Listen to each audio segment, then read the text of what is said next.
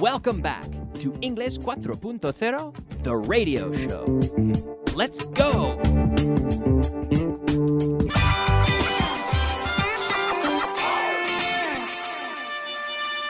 Advanced. Hello, ladies and gentlemen. Welcome back to the show, and I'm hot. I'm not going to lie to you. It's hot in here, and so I have turned on the air conditioning.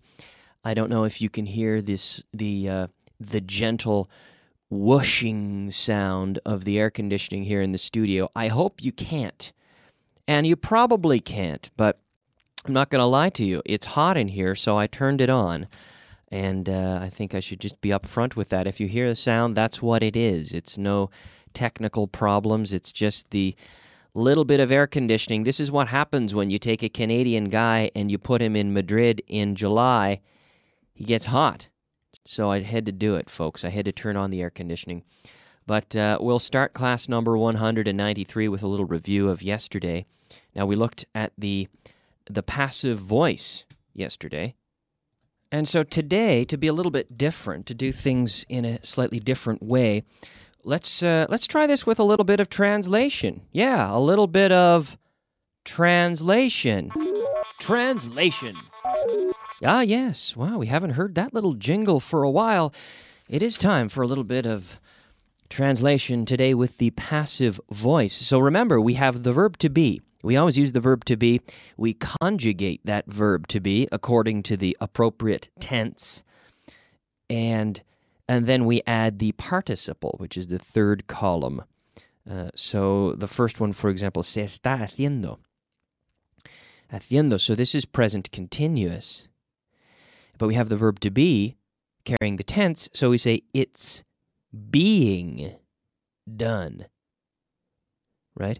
Done. So the verb to do, it's being done. Se hace 2 veces por semana. ¿Cómo se dice eso? It's done twice a week. Se estaba haciendo cuando se fueron las luces. Se estaba haciendo. It was being done cuando se fueron las luces, when the lights went out. So to go out, we say the lights went out. If the lights go out, it means that they went off. They went out. The lights went out. It was being done when the lights went out.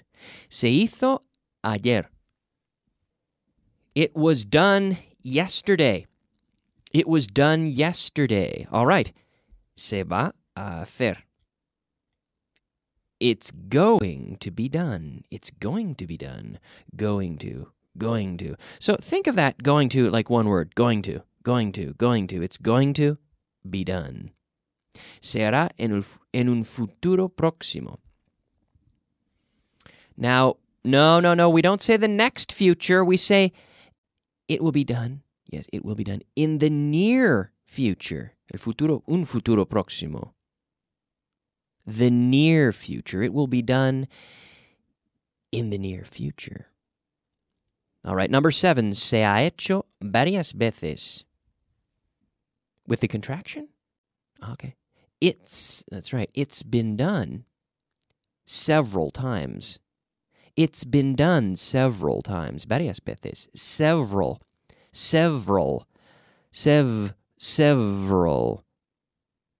Okay, so we have, it's essentially a voiced F. Not several, but several times. Antes se hacía mucho. It used to be done a lot. Okay, it used to be done a lot. All right, we've been practicing with the verb to do. Let's try some different verbs here. How about this? ¿Dónde se encontró? Where was it found? Where was it found? Good. Estas listas, this is true, really, ladies and gentlemen. Estas listas deben estudiarse con cuidado. These lists should be studied carefully. Con cuidado, carefully. These lists, 1 list, 2 lists, these lists should be studied carefully. And that's true. It's absolutely true. They should be studied carefully. The other thing we saw yesterday, we were practicing with so do I. and neither do I. Yo también, yo tampoco, él tampoco. Ella también, all this. So what we have is the so or neither as the first word, and then the auxiliary verb, do, or did, or will, or whatever, or the verb to be, which replaces an auxiliary, and then the subject. So I live in Spain, and you? So do I. So do I, Kyle. So do I. Now, I'm not a Buddhist monk. A Buddhist monk. And your father? Oh, neither is he. Neither is he. The three-word answer. So give me this three-word answer. I don't drive a Ferrari. And you? Neither do I. I'm sitting in a chair. And you? So am I. I don't work in a circus. And your brother? Neither does he. I have a watch. And you? So do I. I went to school when I was young. And you? So did I. And your mother? So did she. And David Beckham? So did he. I'm not French. And David Beckham? Neither is he. Very good. Okay. I don't work in Australia. And you? Neither do I. My house is in Spain. And yours? So is mine. All right. Good. I'm not wearing a parka, which is a big winter coat. It's very hot here. It's way too hot for that. I'm not wearing a parka. And you? Neither am I. All right. Very good. So an interesting way to practice, and this exercise is good for developing your ear, your comprehension, and also your agility with the auxiliary verbs and the short answers, which is a very important skill and ability. But let's move on now to our expression of the day. Expression of the day. Ah, yes, our expression of the day. Our expression of the day today is to come in handy. Resultar útil, to come in handy. Yes, to come in handy, handy. To come in handy. So there was a sentence I remember in one of our focused books with expressions, and it said something like, I don't like mobile phones, but they come in handy sometimes. I can't find it right now, this particular expression, but to come in handy, resultar útil. So it's true about mobile phones. I kind of have a love-hate relationship with my mobile phone. I don't like being so accessible all the time, I think, but I must admit, it does come in handy very often. It comes in handy. And when I'm out, I don't like to leave my house without it. You never know when you need to make a call or when you need to be reached. So I like my phone. It does come in handy very often. I don't use a BlackBerry or one of those devices because I think it's best to keep my email to when I'm either at home or at work. I don't really need to be sitting, in the out with my friends and reading email. I don't like that. I think email can wait. If something's urgent, give me a call. But I suppose for a lot of people, it does come in handy. It depends on the lifestyle you have, I suppose, right? All right, now we can practice with some question tags. Question tags. So how do these things work, folks? How do they work? Question tags. This is where we say English is important, isn't it? Now, in Spanish, you say no or verdad. It's very easy. But the way these work in English is we start with the auxiliary verb, and then you change from either positive to negative or negative to positive. So my first example is, they like us. And the question tag would be, don't they? So they like us. The auxiliary verb, and you can always find the auxiliary verb by transforming the statement into a question. They like us. So the question would be, do they like us? Do. There's your auxiliary verb, do. Now in the affirmative, it doesn't appear. But that would be the auxiliary verb that we would use in this case. So you take the auxiliary verb, you change it to the negative, so it becomes don't. Don't, and then you add the subject.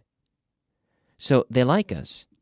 Now us, now we're talking about them, they like us. So the subject is they, so we say, don't they? They like us, don't they? So the next one, she came with you. So she, and then the auxiliary verb will be did, changing it to the negative. So she came with you, didn't she? Good. All right, give yourself a pat on the back if you got that one right. The third one, she's not very good. So now it's negative, so we have to change it to the affirmative. She's not very good. Is she? That's the verb to be. So there's no do or did. There's no auxiliary verb with the verb to be because it serves as auxiliary. So she's not very good, is she? We've done this before, haven't we? Okay. So she's never seen a car like that. Very good. Has she? Good. We're learning a lot. So out loud, give me the question tag out loud. We're learning a lot. Aren't we? Good. He didn't change his mind. Did he? Very good. My brother is taller than yours. Isn't he? Very good. She won't come with us. Will she? The shipment hasn't arrived yet. It hasn't. Present perfect. Has it? Has it? Very good. It, the shipment, it. The shipment hasn't arrived yet. Has it? El envío, the shipment. Enviar un envío, to ship a shipment, you could say. To send a shipment, but enviar can be also to ship. And the noun, a shipment. He's not going to bring his computer. Is he? Very good. This isn't difficult. Is it? All right, very good. Now, in Canada, we're famous for a certain type of Canadian question tag, which is eh? We say it all the time in Canada. They like us, eh? She came with you, eh? Now, this is not good English. I'm not teaching you this. I'm not encouraging you to use this, but in Canada, it's very common. It's hot outside, eh? So use it if you go to Canada, but in other places, I don't recommend you use it. It's not really good English, unfortunately. I think it's efficient, but I don't think it's not good English, and I can't encourage you to use this form, unfortunately.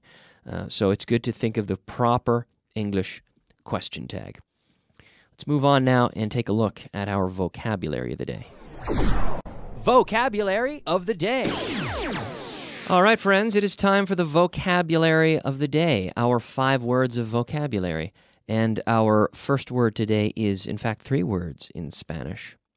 Silla de ruedas. And in English, it's a compound. It's all one word. Wheelchair. Wheelchair. So, silla de ruedas, it's very logical, like chair of wheels. But in English, wheelchair. Wheelchair. I've never been... Well, I've sat in a wheelchair, but I've never had to be in a wheelchair, fortunately. Capricho. Capricho, this is a whim. Whim, W-H-I-M, whim. And we say to buy something on a whim, or to do something on a whim. So when you do something on a whim, it's like spontaneously. You're not planning it a lot. I used to work in the marketing department of it was actually a chain of gas stations. And I worked in the marketing department. And one thing we did was we planned how products were displayed and in the shops. And we had high margin products, highly profitable projects like products like chocolate bars that you always see right next to the cash register. Because the idea is that people will buy these on a whim. People don't generally, okay, I do sometimes, but most people don't leave their house thinking, I'm going to the gas station to buy a chocolate bar and nothing else. Usually they're in there because they're buying gasoline, they're buying fuel, or they're buying other things. And then they're standing in line and they see, hey, there's a chocolate bar there, I'll get one. So these are products that are typically purchased on a whim, and the placement of these products is very important. You don't want to put them in the back of the store where nobody's going to find them. You want to put them next to people who are standing and waiting, and then they see it as something that has a small incremental cost, and they can pick it up and add it to the things that they're buying. But whim, W-H-I-M, is how we say capricho in English. En consecuencia, we say accordingly. Responsable. Responsible, no, but accountable. Well, it could be responsible, but also accountable. You have to be accountable for your own actions. Talón de Aquiles. Ooh, this is the Achilles heel. Achilles heel, yeah. So with the S apostrophe, right? It ends in S, Achilles, ending in S. So the apostrophe goes outside the S, right? Achilles heel. Good. All right, now on to our last point for today, which is most of the time. Most of the time. La mayoría de las veces. Most of the time. We don't really say the majority of the time. We say most of the time. Most of the time. Yeah, when I'm in the studio, most of the time I'm recording this program. When I'm here, most of the time I'm working on this show. Over the last year, I've spent a lot of time working on this show. Most of my time in this building has been working on this show. Before, I spent most of the time working on the Verb Circus, my other program. When I finish this, I'm going to spend most of my time working on the Verb Circus again and probably working on a new program also. So ask me what I spend most of the time doing at home. Kyle, what do you spend most of the time doing at home? I spend most of the time, preparing radio shows, relaxing, sleeping, eating, doing all the normal things. Yes. So notice I can say most of the time or most of my time as well. What do you spend most of the time doing on the weekend? Do you spend most of the time relaxing? I hope so. What did you spend most of your time doing last summer? Did you spend most of your time traveling? Do you spend most of your summers resting on the beach, for example? What do you spend most of your time doing during the week? I spend most of my time working during the week. Yes, I do. Well, I've just spent most of my time in this class, in fact, all of my time, talking about today's content, so we're out of time. But I'm going to be back tomorrow at the same time, same place for class number 194, our second last class. Are you ready for it? I hope so. It's going to be fantastic. Let's take a break. Keep studying, keep working hard, and I'll see you soon. Bye-bye.